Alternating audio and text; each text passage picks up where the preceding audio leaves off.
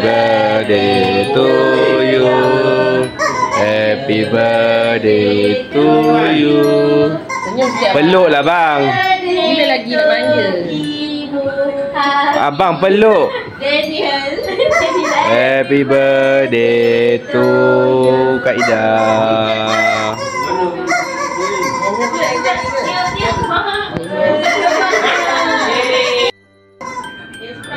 Ayah cium lah ibu. Cium lah ibu. Malu. Nampak aku. Ayah kalau nak cium tak berhenti. Alamak. Tak kena lah.